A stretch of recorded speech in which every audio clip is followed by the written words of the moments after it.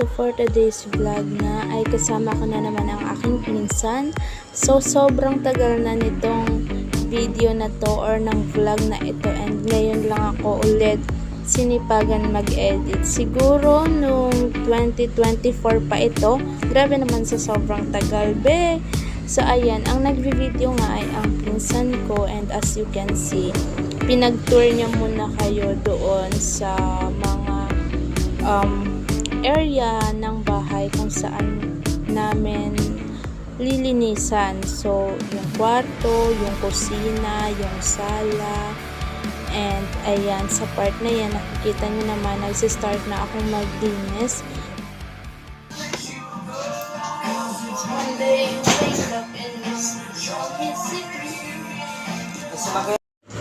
So, nagkaroon nga tayo ng konting advertisement. Siyempre, hindi mawawala ang pagpapatugtog kapag naglilinis kami. So, mas nagiging energetic talaga kami.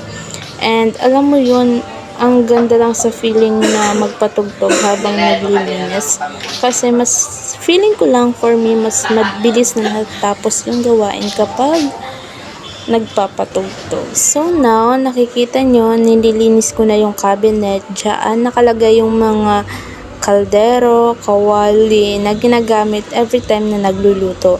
So, madalas kapag every 1 week kami kasi naglilinis dyan, and pagdating, ang dumi talaga, like super duper. Pero, ayan, kailangan nating linisan dahil syempre, kaya nga tayo pumasok, kaya nga tayo nagtrabaho para linisin yan, gaano man yan kadumi. And mamaya ipapakita namin yung before and after ng lahat ng nalinisan namin.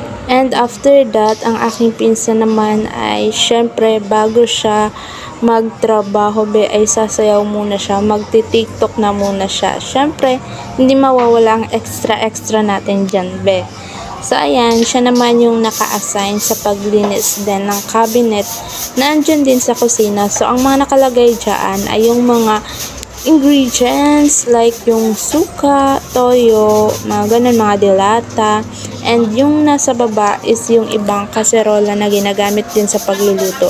Magkikwento lang ako, guys. Alam niyo ba na itong pinagtatrabahuhan namin na bahay, isa ito sa mga nakatulong sa amin para matapos ko yung grade 12, at yung pinsan ko naman ay